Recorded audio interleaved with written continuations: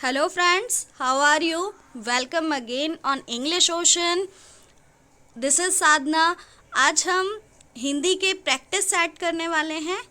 तो अगर आप एचटेट की तैयारी कर रहे हैं तो ये बिल्कुल आपके लिए मस्ट हैव क्वेश्चंस हैं जो आपको बिल्कुल भी नहीं छोड़ने. स्टार्ट करते हैं क्वेश्चन नंबर 1 से.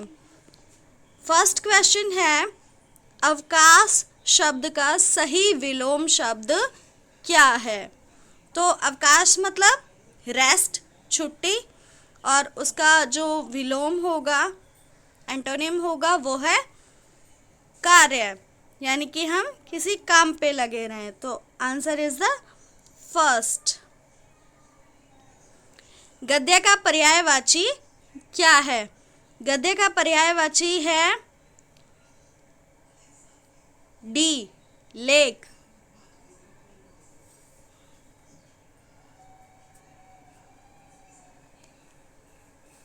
नेक्स्ट क्वेश्चन, सूर्य शब्द किस लिंग का है?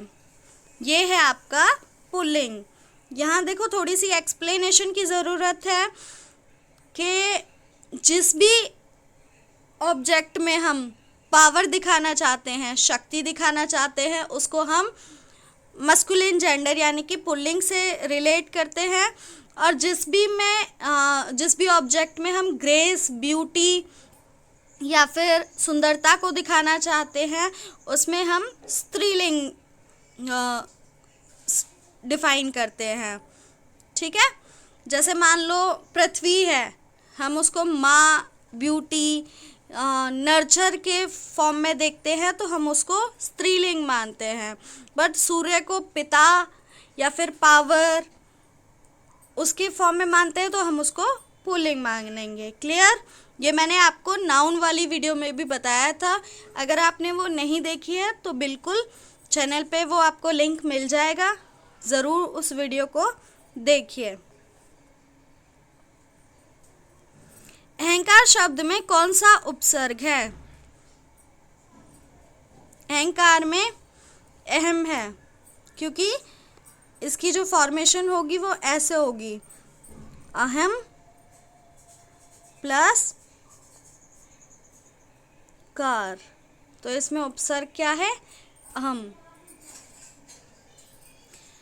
पुस्तकालय शब्द का समास, जिसमें भी आलय शब्द आ जाता है ना, इसका मतलब होता है स्थान, किसी चीज़ के लिए कोई स्थान. वहाँ पे हम आलय देखते ही क्या लगा देंगे? तत्पुरुष समास. क्लियर? जो हमेशा सत्य बोले, सत्यवादी.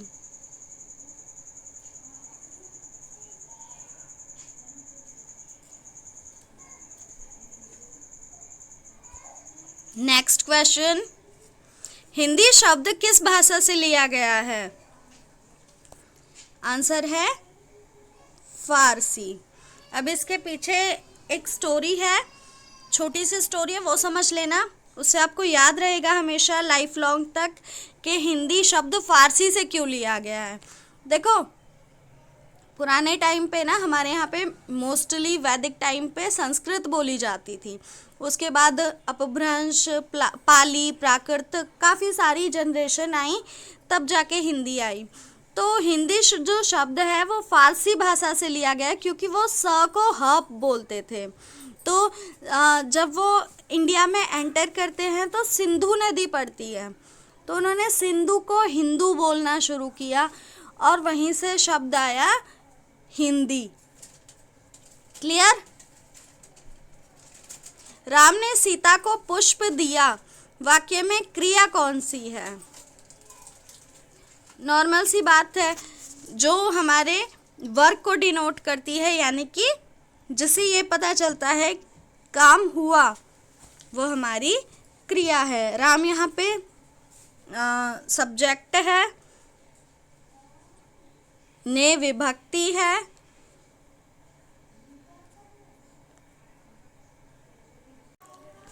ठीक है. तो यहाँ पे क्लियर हो गया कि राम हमारा कर्ता है, ने विभक्ति है, सीता ऑब्जेक्ट है हमारा, यानी कि कर्म है, को भी विभक्ति है, पुष्प ऑब्जेक्ट है, ये भी हमारा कर्म है, ठीक है। और दिया वर्ब है, क्रिया। जल्दी उठना चाहिए, वाक्य का प्रकार क्या है, ठीक है। अब ये हमें क्या बता रहा है, एक कर्तव्य बता रहा है, तो ये एक कर्तव्यमान है। ऑफिशियली बात ये है, ऑब्वियस सी बात है कि जल्दी उठना चाहिए, तो ये हमारा क्या है, कर्तव्य है, तो ये कर्तव्यमान सेंटेंस है। अक्षर शब्द का संधि विच्छेद क्या होगा, तो इसका संधि विच्छेद होगा अ प्लस क्षर, क्योंकि इसकी डेफिनेशन ऐसे है ना, जिसका शर यानी कि नाश ना हो सके, जिसको नष्ट ना किया जा सके, वो अक्षर है। सज्जन शब्द में कौन सा समास है, सज्जन में है कर्मधारय समास। मित्रता शब्द में कौन सा प्रत्यय जुड़ा हुआ है, देखो जब भी उपसर्ग और प्रत्यय आते हैं ना, उसको तोड़ के देखो, अगर उसका मीनिंग निकल रहा है एक शब्द का, तो बाकी का फिर प्रत्यय उपसर्ग है। देखो समझाती हूँ, जैसे तुमने ता निकाला मित्रता में से, तो मित्र एक शब्द है। अगर तुम त्र निकालोगे तो मिता कोई शब्द नहीं है, मी निकालोगे तो त्रता कोई शब्द नहीं है, और वैसे भी प्रत्यय तो पीछे लगता है ना, तो रता अगर निकाल रहे हो तो त्र को तोड़ना पड़ेगा, ठीक है। तो इसलिए इस तरीके से एलिमिनेशन मेथड से भी आप आंसर निकाल सकते हो। नदी शब्द का वचन बदलें, तो नदी नदियाँ, और याद रखना छोटी की मात्रा वाला सही होगा, क्योंकि जब भी हम किसी भी शब्द का प्लूरल बनाते हैं तो उसकी मात्रा छोटी हो जाती है। असत्य शब्द में उपसर्ग क्या है, वही फॉर्मूला लगाएंगे। अगर हमने अस निकाल दिया तो त्य कोई शब्द नहीं है, ए निकालने पे सत्य बचता है, तो ए उपसर्ग है। उपसर्ग क्या है, ए। सात सुर में सुर का अर्थ है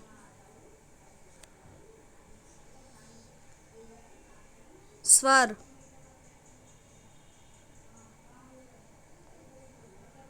गाय शब्द का बहुवचन होगा गायें। भोजन कर रहा है, ये तुम्हारा है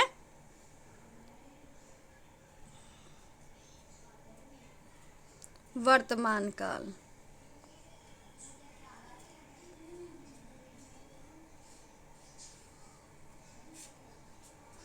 अंतरराष्ट्रीय शब्द का संधि विच्छेद, ये होगा आपका अंतर प्लस राष्ट्रीय।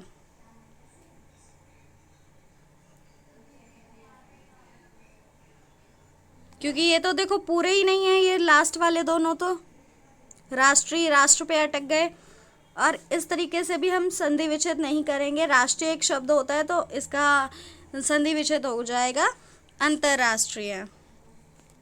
कठिन शब्द का विलोम क्या है, ये तो बहुत ही आसान है, कठिन का विलोम होगा सरल। हम लोग बाजार गए, इस वाक्य में सर्वनाम कौन सा है, इस वाक्य में सर्वनाम, देखो सर्वनाम वो शब्द होते हैं जो संज्ञा की जगह यूज़ किए जाते हैं। तो अगर यहाँ पे हम नहीं होता तो किसी का नाम होता, कौन बाजार गया, तो इसलिए यहाँ क्या है, हम सर्वनाम है। क्लियर। तो ये आपके आज 20 क्वेश्चन हो गए, और इन क्वेश्चंस के थ्रू हमने ज़रूर कुछ नया सीखा होगा। अगर आपको वीडियो अच्छी लगी तो प्लीज़ लाइक कीजिए, शेयर कीजिए, और चैनल को ज़रूर सब्सक्राइब कर लीजिए, क्योंकि ऐसी ही वीडियोस आपको इस चैनल पे रेगुलर मिलती रहेंगी। Thank you for watching.